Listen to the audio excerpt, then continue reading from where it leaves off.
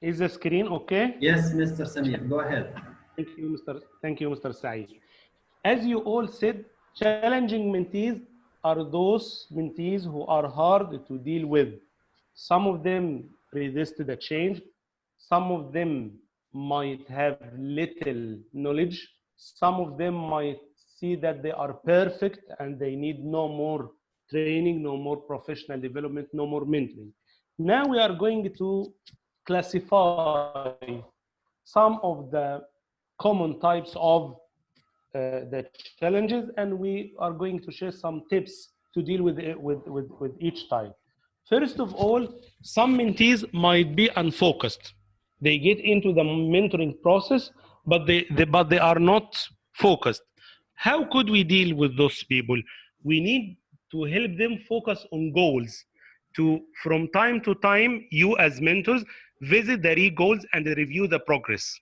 If they try to take you away from the key focus, then you get them back to, you refer them back to goals, to the progress they have achieved, and at the same time to the ground rules of the mentoring process you have agreed from the very beginning. We said that in the second phase, we have to establish some kind of agreements. So with unfocused people, we get them back to the key focus of the mentoring session or the mentoring phone call or a mentoring WhatsApp conversation, and we refer them to the goal. The second type of challenging mentees are the manipulative ones, those who would like to deal with everything in a random way. They don't follow the rules, they don't respect the different rules. What to do with those people? Again, we help them in a constructive, in a developmental, not in an authoritative way, to revisit the boundaries and the rules of each person. We have the submissive, the third type of challenging mentees, the submissive mentees. Those mentees who follow all the instructions of the authority, and they need to satisfy the authority. Yes, you are the head of Al Mahad, you are the senior supervisor, the senior teacher. You need us to get into a room of mentoring where Mr. Saeed or Mr. Ali or Ms. Amani is doing some kind of mentoring. Okay, we will attend, but we will not take part in, we will not be productive. You will find this type of mentees. What to do with them? Again, we need to revisit the rules. We need to engage them in different activities. We need to ask them or talk to them about their expectations and try to get them out of their routine expectations. They need to follow what the authority would like them to follow, and that's all. What about the benefits? What about getting back to the classroom to improve the process of students learning and progress? They are not after these expectations. No, you need to get them back to the different roles. You need to get them back to the expectations to help them to raise their motivation. We have saboteur mentees, those who would like or who tend to destroy the process of mentoring. They are, as you all said, they resisted the change and they need to destroy the process. They might need to destroy the process because they are against the routine, they are against the school rules or the Mahad rules, they are against the context they are in. So they might have different factors that push them to destroy the process.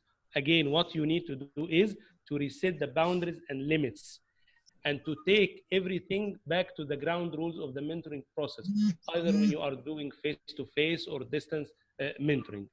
We have some mentees who are jealous. Like one of our colleagues said on the chat box, they think they are perfect. And I would be clear that some of them might think that they are better than the mentor. He is a mentor because he joined the X program and we didn't join this program. You might find some mentees like this.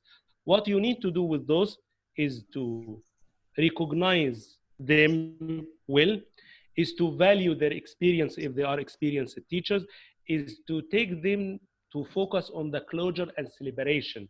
Because sometimes those jealous people might have uh, uh, uh, some kind of ego. They need to be valued, they need to be celebrated. So you need to do this, but at the same time, you are careful to what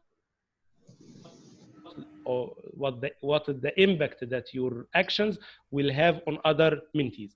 These are some of the challenging mentees, and of course you might meet other challenging mentees. You try, you reflect on the challenging mentees, and you try the solution. What might work well for a challenging mentee might not work for another. What might work for a challenging mentee in a certain context or situation might not work with others. So again, let's get back to the opportunities of mentoring. It's a matter of it's a matter of growth for both mentors and mentees at the same time. We need, before we come to the closure, we need to end with 5 simple words about good mentors. Good mentors respect all people, either experienced or early career teachers. They respect the rules, they respect the agreements, they respect everything other people or instructions, agreements, plans, timelines. And when they make a mistake or when they are not able to follow the instructions or timelines, they apologize for not following the rules or timelines. Good mentors listen carefully, because part of the process of mentoring is to develop, or one of the phases is to develop the good relationship and trust with mentees. To do this, we need to listen actively, not to listen and then you let everything go away. No, you listen, you reflect on what your mentees said to you, you try to find ways to facilitate learning for them. At the same time, good mentors collaborate. They collaborate with mentees, they collaborate with other mentors. And I would like to share something. For me, as one of 2017 Relo Cairo mentor participants, we could find lots and lots of help from our previous esteemed generation, or the first generation of Relo Cairo mentors 2016. All of them shared their experiences, talked about the challenges and everything they have faced and what successes they have made. Good mentors also need to model, to be good model for, or role models for others, to show them or to show mentees how to do something. But again, to model is not to do spoon feeding. You need to help them, to show them, but not to act instead of them. Good mentors also celebrate the progress, the successes, even the partial successes of the mentees, because part of our psychology as human is to do self-estimation. We need to do something, and at the same time is self-recognition, and we need to be valued by others because we did something good. So good mentors respect others, listen actively, collaborate with mentees, mentors, with supervisors, with senior teachers, heads of departments, institute officials, idara or mantiqa officials. They model, and at the same time they celebrate. So these 5 key verbs or keywords help us to go through the mentoring process in a very good way. Thank you so much.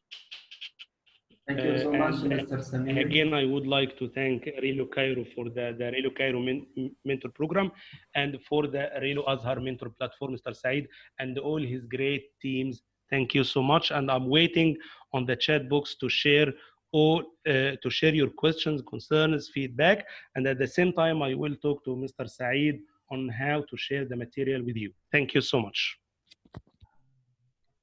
Dear colleagues, if you want to ask Mr. Samir questions, you can raise your hand, please.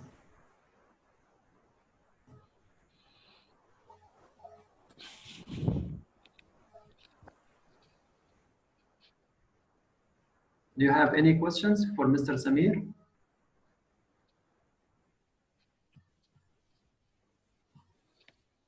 Yes, Mr. Ahmed, some mentees say we are doing very well, doing it on our way, whatever traditional it is, we don't need help. Yes, again, Mr. Ahmed, when we need to change, we need to help our mentees to know what to change, we need to highlight the traditional part and the impact of following the same traditional way. Then why we do the change, what are the benefits of following a new approach or a modern way of doing something, and at the same time how to do this. For example, if we are teaching English in a traditional way, giving lectures, the teacher is doing all things inside the classroom, and we need to teach it in following the communicative approach. We need to show them the benefits of the communicative approach and how to implement this, and why we need to get rid of the traditional one. If we answer the three questions, what, how, and why we change, then we help them to overcome this. Mrs. Ghada, nowadays, what's mentoring like online? Mentors are to help mentees with their face-to-face teaching. Now there is no face-to-face teaching. Yes, thank you so much for this very good question. We need to ask our teachers or to raise our teachers' feedback on certain topics related to their teaching during the short period of the second semester up to 15th of March when we started the lockdown, and throughout the first semester.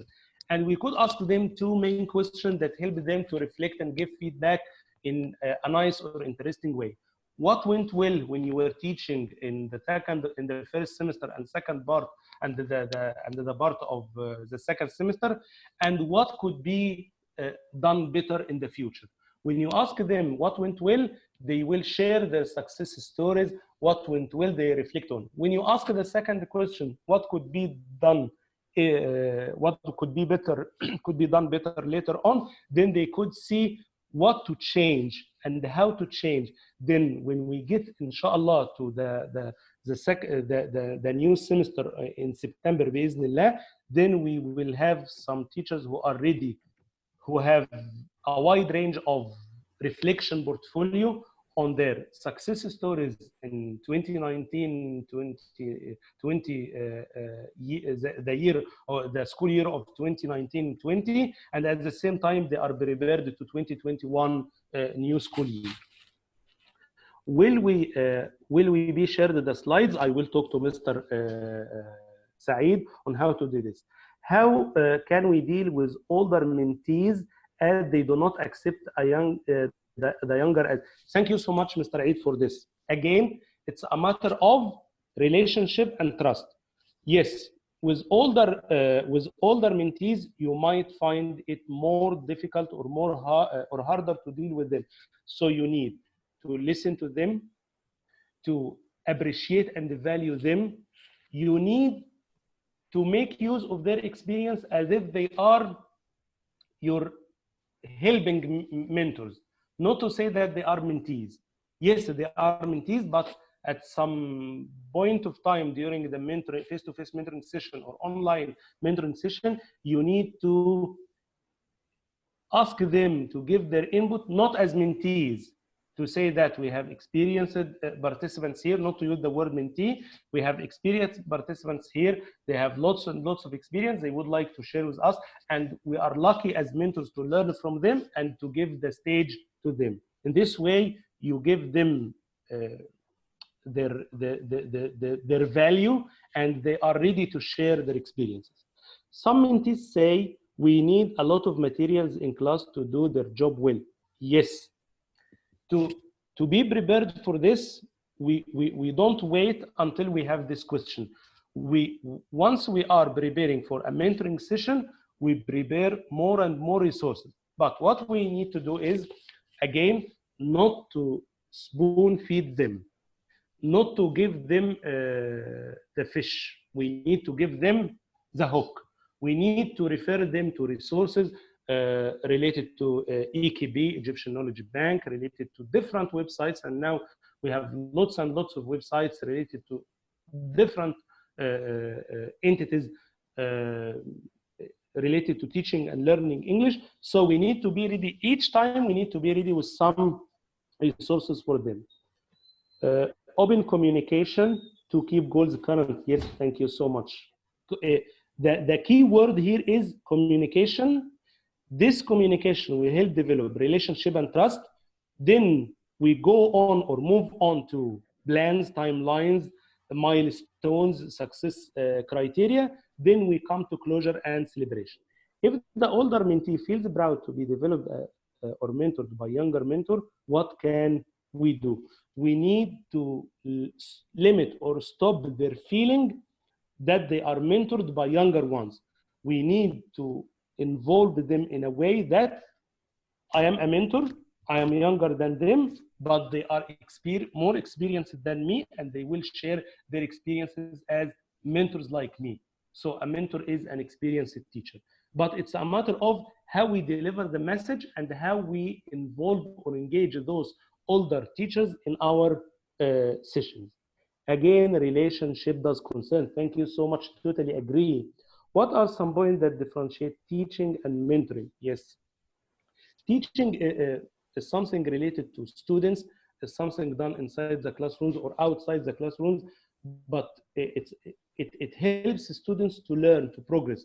But mentoring helps people who already have career and they need to move forward on their in their career.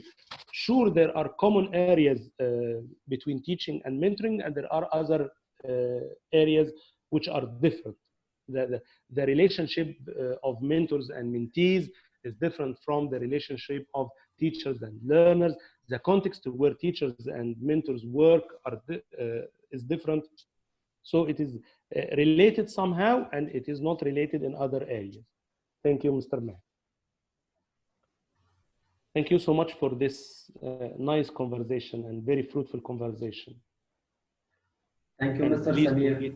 and act upon I have the PowerPoint and I have some PDF resources, and I will share with you, Mr. Saeed, to see how we could share with our dear colleagues. Okay. What are the points that differentiate? Yes, we appreciate. Thank you so much. Pleased to get any question or something or points to talk about. Do you still have any questions, my dear colleagues? I would like to add something. When you start the mentoring journey, and when you start to enjoy the mentoring journey, it will be something like I know the simile is different. It's something like a drug. You won't stop it. You will continue it. And when you help people on face-to-face sessions, on online sessions, you will find that you enjoy this process and you enjoy disseminating and sharing your ideas. Because when you share more and more experience and practice, and people share all across the country in different areas, then you find that you do something that is valuable. So it's not it's not a tick box activity. When we joined the mentor program, we have some kind of traditional perspective about teacher training. But when we go through the training, and when we started the process of mentoring, and we worked with other teachers, and we learned from our previous great mentors and those who came in other generations up till now, we have learned that it's a good process, it's a nice process, it's a beneficial process. But the challenge is that we are new to this. Mentoring is something new to our context. Again, we get used to teacher training, we get used to certificates, we get used to إخلاء الطرف or release letter, and that's all. We need to add more lines to the CV, and that's all. What we need to do is to take what's between the lines of your CV back into your classroom. For me, I was a teacher and teacher trainer in Mentees. Through the mentoring program, I developed my networking. And one of your great opportunities of mentoring program is that you develop your networking, not only in Egypt and outside Egypt. I took part in different national and international conferences. First of all, at the very beginning, I attended the conferences.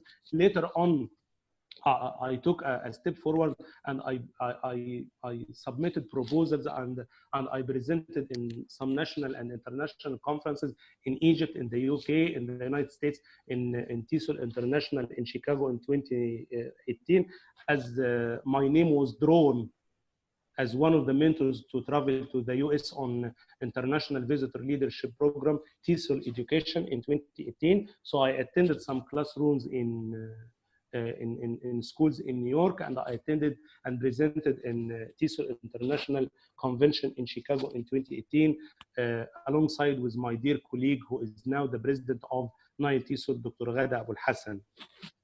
So we started our partnership as learners together through TESOL International Convention, and so far she is the president of Nile TESOL, and I am the president-elect of Nile TESOL. So you as teachers and you as mentors have lots of skills, have lots of experience, have lots of potential success stories. All you need is to go on, to act upon your commitment and skills, to share your experiences, and there is no limit for the success story you could do, either in Egypt or outside Egypt. And again, we would like to thank Rilo Cairo for helping us to get this opportunity to share our experiences and success stories and challenges. And remember that it's not a matter of all success stories all the time. Surely there are ups and downs, but what we need to do is to celebrate, recognize, value the ups, and learn from the downs to change them into ups. Thank you so much. Thank you, Mr. Samir. We hope to see you again very soon, inshallah, talking about another topic. Thank you, my dear colleagues, mentors, and participants at the Al-Azhar Mentors platform. And would like to see you again one more time. On our schedule, we are going to have another session next Monday, 18th of May, 2020. Will be presented by Dr. Asma Maqdam on blended learning. So remember to be attendant, inshallah. And thank you again, Mr. Samir, and we'll see you next time, inshallah. Thank you so much to you, Mr. Said, and to all Rilo Azhar mentors, and wish you all the best all the time, inshallah. Thank you. Thank you to all of you. Thank you very much. Thank you. As for the slides, I will get back to Mr. Said to see how we could share it. Okay. Thank you so much. Okay. Thank you. Bye. Thank you. Thank you, sir. Thank you all, and happy Ramadan.